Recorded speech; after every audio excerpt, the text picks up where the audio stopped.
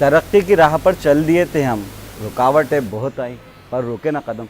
जी हाँ दोस्तों, आज ऐसी ही शख्सियत से हम आपकी मुलाकात कराने जा रहे हैं मॉर्निंग टी में, जिनका नाम है अरविंद सक्सेना। 2006 बैच के आईपीएस अधिकारी हैं और भोपाल एसपी काफ़ी समय से।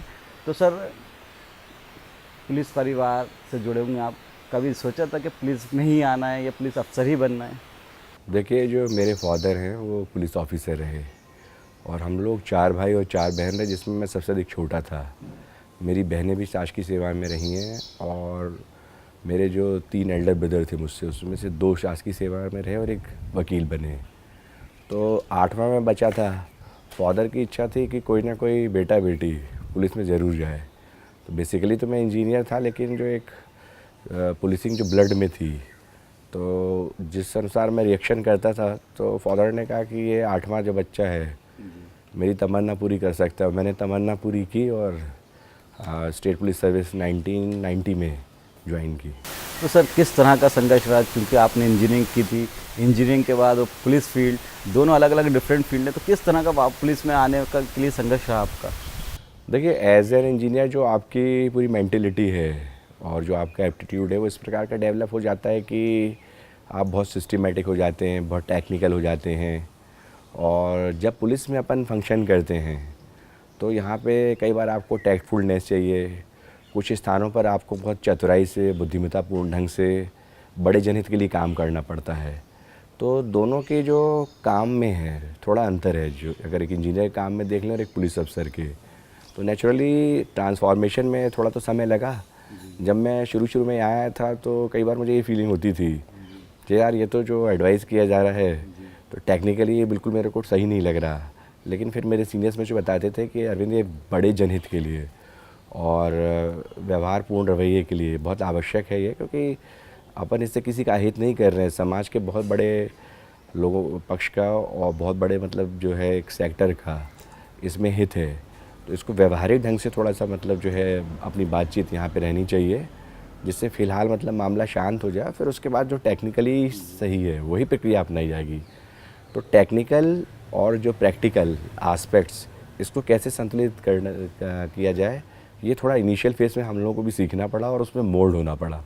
तो सर, जिस तरह आपका एमपीपीएससी आपने सिलेक्ट किया, क्या पहले ही अटेम्प्ट में आपका सिलेक्शन हो गया है? हाँ, मेरा पहली अटेम्प्ट में सिलेक्शन हुआ और इसके लिए मैं काफ़ी शुक्रगुज़ार हूँ अपने जो बड़े भाई बहनों का, क्योंकि मेरे एक बड़े ब्रदर जिला आबकारी अधिकारी, एक बड़ी सिस्टर जो है इसमें डिप्टी कलेक्टर के लिए और एक सिस्टर जो है एम्प्लॉयमेंट ऑफिसर के लिए ऑलरेडी सिलेक्ट हो चुकी थी। और इसमें मैंने जो है सब्जेक्ट ब्रिटिश हिस्ट्री और यूरोपियन हिस्ट्री लिए थे, जो कि मेरे मूल सब्जेक्ट जिसमें मैंने ग्रेजुएशन किया उससे अलग थे। तो नेचुरली उनकी गाइडेंस मिली। और एक इंजीनियर जो है वो बड़ा एनालिटिकल रहता है, तो अगर किसी भी सब्जेक्ट को एनालिटिक ढंग से लिखा जाए, भले वो आर्ट्स के रहें या ह्यूमैनिटीज़ के रहें, तो निश्चित रूप से आपको सफलता मिलती है। और जो गाइडेंस मुझे अपने ब्रदर और सिस्टर से मिली, उससे मेरा काम और रास्ता बहुत सरल हो गया और मैंने क्वालिफाई किया। तो सर, जिस तरह से बताया कि आपके फादर भी पुलिस ऑफिसर थे, काफ़ी अच्छे पुलिस ऑफिसर माने जाते हैं वो भी, उन्होंने सपना देखा होगा कि मेरी फैमिली का कोई मेंबर, मेरा कोई बेटा या बेटी पुलिस ऑफिसर बने, लेकिन आपके जो एक ब्रदर है दूसरे विभाग में चले गए, दूसरे डिप्टी कलेक्टर। लेकिन जब आप पुलिस में सिलेक्ट हुए तो आपके फादर का क्या रिएक्शन था, क्योंकि एक तरह से आपने उनका सपना पूरा किया था? वो बहुत खुश हुए। वो बेहद एक सिंपल व्यक्ति थे, पूरा डिपार्टमेंट जानता है। ज़िंदगी भर साइकिल पे चले वो रिटायरमेंट तक। और उसके बाद ये स्थिति थी कि वो डीएसपी से रिटायर्ड हुए, राष्ट्रपति पदक भी उनको मिला। और जिस दिन मेरा सिलेक्शन हुआ और मुझे सूचना मिली, तो वो बड़े भाव विह्वल हो गए और उन्होंने मेरी मदर से यही कहा, चूँकि वो उस समय रिटायर्ड हो चुके थे, कि देखो, जिस पद से मैं इतना संघर्ष करके ज़िंदगी भर साइकिल से चला, ईमानदारी से नौकरी की, रिटायर्ड हुआ, आज बोले देखो अपने बेटे को मैंने उसी पद से स्टार्टिंग कराई है ने। और उन्होंने, मैं बहुत स्पष्ट रूप से कहना चाहूँगा कि 8 भाई बहन, जिसमें 4 बहन और मतलब 4 भाई रहें, तो नेचुरली एक ऐसे परिवार के स्वामी के ऊपर बहुत रिस्पॉन्सिबिलिटीज़ रहती हैं। मतलब अपनी डॉटर्स को सही ढंग से मतलब सेटल करना, फिर अपने सन्स को सेटल करना। और मेरे को अच्छे से याद है कि वो 1977 में सेवानिवृत्त हो गए थे और तब मैं हार्डली 5th में था। उसके बाद से भी मुझे उन्होंने कभी किसी प्रकार की कोई कमी महसूस नहीं होने दी। एक अच्छा बैकग्राउंड उनका पुश्तैनी ज़रूर था और उन्होंने हमेशा मुझे इंकरेज किया और ये बताया है ना कि तुम्हें जो सुविधाएं चाहिए लो, लेकिन मेरी ऐसी इच्छा है नहीं। तो मैंने कहा मैं आपकी इच्छा पूरी करके बताऊंगा। बाकी लोगों का उस तरफ झुकाव नहीं है। एक ब्रदर आबकारी में चले गए, एक विक्रेकर विभाग में चले गए, सिस्टर लोगों ने दूसरी लाइन ऑप्ट कर ली, एम्प्लॉयमेंट ऑफिसर हो गई। एक जो डिप्टी कलेक्टर के लिए भी सिलेक्ट होके फिर वो चूँकि हमारे बहनोई इस पक्ष में नहीं थे, यानी वो एक ऐसी सेंट्रल सर्विसेज में थे, यानी कि हमने बता दिया था कि आप ज्वाइन नहीं करिए, तो उन्होंने स्वेच्छा से वो ज्वाइन नहीं की थी फिर। नहीं, लेकिन बहुत बड़ी बात है ना सर, जिस पोस्ट से आपके फादर रिटायर हुए, आपने उस पोस्ट से स्टार्टिंग की, तो एक जो उस तरह की जो उस टाइम का इमोशंस होंगे आपके और फादर के बीच में, आपके बाप बेटे के बीच में, तो एक अकल्पनीय होंगे। किस तरह के इमोशंस थे? बहुत ज़्यादा। मैंने बताया मेरे फादर बड़े भावविहल लोग हैं, उनके आंखों में आंसू छलक आए और उन्होंने मेरी मदर की तरफ देखा। और मेरी मदर भी एक बहुत रिलीजियस और सिंपल लेकिन बहुत मजबूत इरादों की लेडी रही। वो और उन दोनों के बीच जो आंखों में इंटरेक्शन हो रहा था, उसको मैं समझ पा रहा था कि उन्होंने अपने एक छोटे पुत्र को वहाँ उस मुकाम से स्टार्ट कराया जहाँ उनका एंड हुआ था, और उस पर वो दोनों बेहद खुश थे और ऐसा लग रहा था कि उन्होंने ज़िंदगी भर की जैसे धरोहर है वो हासिल की हुए ने। तो उनके मैं जो है सुख को मैं अभी भी जब उस आप बता रहे हैं तो कल्पना करता हूँ, तो नेचुरली मैं भी सेंटिमेंटल हो जाता हूँ कि मैंने उनका जो इच्छा थी उसका फुलफिलमेंट किया और वो करके दिखाया। और मैं आपको ये बताना चाहूँगा, जब मैं इस विभाग में आया तो मुझे इस बात की बहुत खुशी, बहुत से सीनियर अफसरों को उन्होंने बताया कि इनसे जाके सिर्फ मिलना कि आगे आपको नौकरी में कैसा करना है। कभी मैंने इनके अंतर्गत काम किया है, तो उन्होंने बहुत ऊंचे पदों पर रहते हुए भी फादर को बड़े हाई एस्टीम से मेंशन किया मुझे। उन्होंने बताया कि उनके जैसा बनने का प्रयास करना। और उन्होंने कुछ लोगों ने बताया मुझे कि जब लॉ संबंधी एस्पेक्ट आते थे तो हम तुम्हारे फादर को बुला के डिस्कस करते थे, भले हम एसपी रहे उस समय उनके, चाहे आईजी रहे। कौन अधिकारी थे सर कि जिनसे आपके फादर इंस्पायर थे या आपको मिलने के लिए बोला गया? बहुत से अधिकारी ऐसे थे, जैसे खुराना साहब हैं जो काफ़ी मतलब माने हुए पुलिस अधिकारियों में से ऐसे थे। इसके अलावा बल साहब रहे और प्रमोद शर्मा सर रहे, उनके काफ़ी मतलब जो है फादर संपर्क में रहे। तो बहुत से अधिकारियों ने बताया मेरे को कि मतलब जो है आप कोशिश करिए ना कि उनको फॉलो करिए। तो नंदन दुबे साहब भी चूँकि जबलपुर के बैकग्राउंड के थे, फादर ने जबलपुर में सर्व किया था, तो उनको भी आइडिया था। तो उन्होंने बताया कि जिस ढंग से उन्होंने एक अच्छे ट्रेडिशन पुलिस में चलाई, तो उसको फॉलो करने की तुम भी कोशिश करना। तो काफ़ी ऐसे अधिकारी थे जिनके अंडर वो काम किया, जो उनको जानते थे, उनकी जो लीगल एक्सपर्टाइज़ के कारण, क्योंकि प्रोसिक्यूशन विंग की तरफ से वो एब्जॉर्व हुए थे फील्ड में। तो उन्होंने यही एडवाइस किया कि कोशिश करके उन्हीं के कदमों पे चलो और अच्छा करो। बिल्कुल सर, एक तो आपने अपने फादर का ड्रीम पूरा किया एक पुलिस ऑफिसर्स बनने का, साथ ही जिस तरह से आपके फादर को प्रेसिडेंट मेडल मिला, वही उसको आपने उस रिवायत को आगे बढ़ाया और आपने भी एक राष्ट्रपति पदक हासिल किया। जब आपको राष्ट्रपति पदक मिला उस समय आपके फादर का क्या रिएक्शन रहा? जब मेरे को राष्ट्रपति पदक मिला तो मेरे फादर उस समय दुनिया में नहीं थे, तो उनका इंतकाल हो चुका था। लेकिन मुझे उस समय उनकी बड़ी याद आई, क्योंकि इसको मैं आपको ये बताना चाहूँगा कि जो उनको पदक मिला और मुझे पदक मिला, उसमें लगभग मेरी आयु का अंतर है। तो ये मेरी मदर ने जब इस चीज़ को जब हम लोग चर्चा करते थे, तब उन्होंने मुझे उस समय बताया था कि जब मैं मतलब कंसेप्शन था, अंडर कंसेप्शन, तब बोले तुम्हारे पापा को जो है प्रेसिडेंट मेडल मिला था।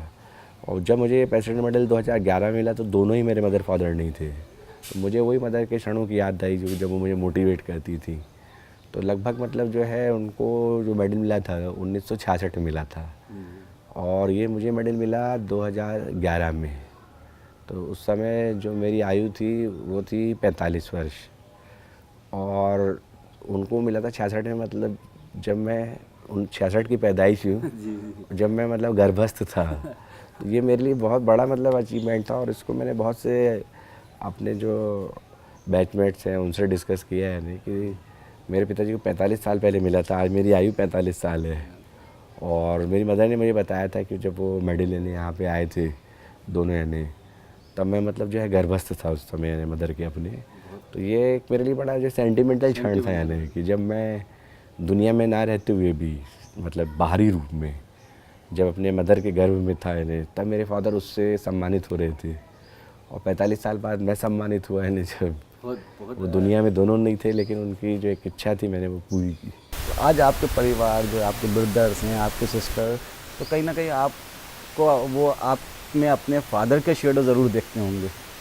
हाँ, निश्चित रूप से। ये देखिए, मैं आपको ये बताना चाहूँगा कि कोई कितना ही बड़ा टेक्नोक्रेट हो जाए या कोई अन्य विभागीय पदों पर हो जाए पोस्ट, लेकिन जो पुलिस की एक जो सामाजिक छवि है, सोशल रेप्यूट है, वो काफ़ी हाई एस्टीम से देखी जाती है। नहीं तो निश्चित रूप से चाहे आपके सहयोगी रहें, चाहे आपके परिजन रहें, उनकी जो अपेक्षाएं रहती हैं वो बड़ा गौरवान्वित महसूस करते हैं। आप भले जब एम्बर यानी ऑरेंज कलर की जब गाड़ी में घूम रहे हैं, आपको मालूम है कि आपके पास कितने सारे टास्क हैं, कितने सारे टेंशन्स हैं। आप ये नहीं सोच रहे, आप तो सिर्फ जा रहे हैं कि गाड़ी का उपयोग मैं एक स्थान से दूसरे स्थान के लिए कर रहा हूँ। लेकिन वो जो बाहर सामान्य जो विभागों में पदस्थ आपके परिजन रिलेटिव देखते हैं तो वो बड़ा गौरवान्वित महसूस करते हैं कि हमारा जो परिजन है, हमारा ये रिलेटिव भाई वो लाल बत्ती गाड़ी में चल रहा है या एम्बर कलर की लाइट की उसमें मूव कर रहा है। तो निश्चित रूप से उनकी बहुत अपेक्षाएं रहती हैं और वो बड़े हाई एस्टीम के साथ जो है आपको इंट्रोड्यूस करते हैं, मतलब आपका रिलेटिव। तो निश्चित रूप से उनके सेंटिमेंट्स आपसे जुड़े रहते हैं। बिल्कुल सर, ये तो हो गई आपके पुलिस में इंटर होने की बात। पुलिस में इंटर होने के बाद संघर्ष आपका शुरू हुआ। जहाँ मेरी जानकारी जहाँ तक, आपकी पहली पोस्टिंग नक्सलाइट एरिया में हुई, जो एक उस समय काफ़ी नक्सलाइट उरूज पे था, बालाघाट जैसे इसमें। तो किस तरह से पहली पोस्टिंग नक्सलाइट एरिया में, और उस समय नक्सलाइट का पूरा जोर था कि हाँ, किस तरह का संघर्ष रहा वहाँ पर? देखिए, मेरा ज़िंदगी के बारे में बहुत स्पष्ट नज़रिया ये रहा है यानी कि जो टास्क आपको दिया जाता है तो वो आपको अच्छे ढंग से फुलफ़िल करना है, और किसी भी प्रकार से इस प्रकार के पूर्वाग्रह से ग्रसित नहीं होना चाहिए कि नक्सलाइट एरिया में जाने से मतलब आपको कुछ स्वयं खतरा उत्पन्न हो सकता है या कठिन परिस्थितियाँ आ सकती हैं। जाइए, उन परिस्थितियों में आप बहुत अच्छी तरीके से आत्मसात हो जाएंगे। जब मेरी पहले पोस्टिंग जब बालाघाट हुई तो मुझे लगा कि मतलब जो है यार कहाँ पोस्टिंग हुई, और मैंने जब ज्वाइन किया तो मैं आपको ये बताना चाहूँगा कि जो मेरा कैरियर है, जो 90 से लेकर अभी आप ही ले लीजिए 2016 तक लगभग अब 26 साल का है, तो जो बालाघाट का पीरियड है मैं one of the best period मानता हूँ, जो 1 साल का, जब मुझे मूवमेंट की बिल्कुल पूरी स्वतंत्र छूट रहती थी।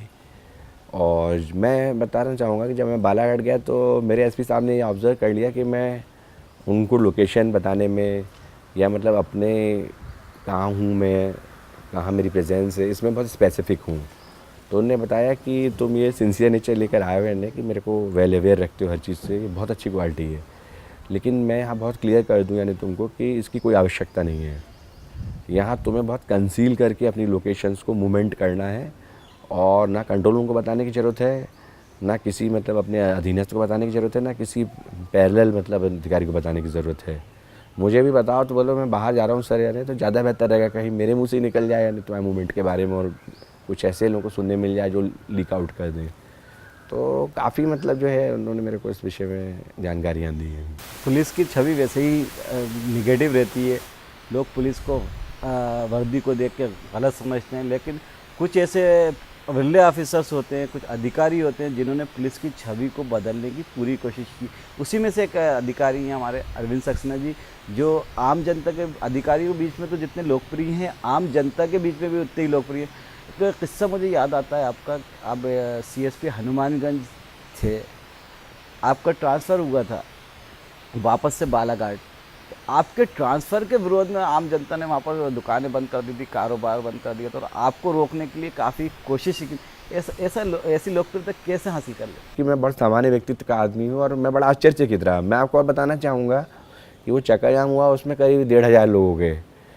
और उस समय जैसा पुलिस विभाग में भी हमारे कई बार वरिष्ठ अधिकारियों में ये धारणा रहती है कि अरे इन्होंने चूँकि CSP हनुमानगंज 2.5 साल रहे तो इन्होंने उसको जो है प्रायोजित करवाया होगा। तो मुझे मेरे एक अधिकारी ने, वरिष्ठ ने फ़ोन किया कि भाई वो बहुत सीनियर अधिकारी हैं PH के, उसको बड़ा अदरवाइज़ ले रहे हैं। तो मैंने कहा सर मैं तो रिलीव हो चुका हूँ, आपने मुझे मतलब जो रिलीव कर दिया है, और मतलब मैं उस पद पे रह ही नहीं गया, और मैं अब इसी स्थिति में नहीं हूँ कि उन लोगों को समझाऊँ। तो आप जो दूसरे अधिकारी जिनको मेरा आपने एडिशनल चार्ज दिया है या थाना प्रभारी के माध्यम से ब्रीफ करवा दिए कि ही हैज़ ऑलरेडी गॉन, और ये उनका स्नेह था उतने लोगों का कि फिर मैं यहाँ एडिशनल एसपी बन गया और फिर उसी इलाके में एसपी बन के गया। तो लोगों का स्नेह और बहुत लोगों का जो वहाँ बुज़ुर्गों का आशीर्वाद और जो अच्छे मन से दुआ देते हैं लोग, वो कभी खाली नहीं जाती। और मुझे फिर काम करने का मौका मिला। और हर बार मैं आपको बता दूँ, इसको बड़ा मैं जेन्युइनली बता रहा हूँ मैं आपको, कि अचानक मुझे पता लगा कि मुझे फिर भोपाल पदस्थ किया गया है। इसके लिए मैंने कोई, जैसा होता है कि कोई राजनीतिक जमावट, ये नहीं की। मुझे अधिकारियों ने ही पदस्थ किया हमेशा जो भोपाल है। और जब कभी ऐसे मुद्दे कभी उठते हैं तो मेरे मन में ये चीज़ बड़ी स्पष्ट रहती है कि एक स्थिति में मैंने अधिकारियों से रिक्वेस्ट की थी, जब मैं यहाँ एसपी नॉर्थ पदस्थ किया जाने वाला था, तो जो तत्कालीन डीजीपी सर हैं और जो एडीजी सर हैं एडम के, उनको मैंने ये बोला था कि सर मैं अभी बहुत सालों तक फील्ड में रहा हूँ, अभी मैं फील्ड में नहीं आना चाहता। तो फिर उन्होंने मुझे कन्विंस किया कि तुम अब 2-2.5 साल जो है आउट ऑफ फील्ड रह चुके हो और यू कैन डू, तुम उस इलाके में रहो, ज़रूरत है तुम्हारी, मतलब जो है यू शुड कम। तो मैंने कहा कि एडवाइस बिल्कुल सही है और जो निर्देश मिले बिल्कुल सही है। तो मैंने कहा सर बिल्कुल मैं तैयार हूँ या नहीं। और अरविंद सक्सेना जी से बातों का सिलसिला जारी रहेगा। यहाँ पर हम रुकना है एक छोटे से ब्रेक के बाद, जल्द हाजिर होंगे ब्रेक के बाद।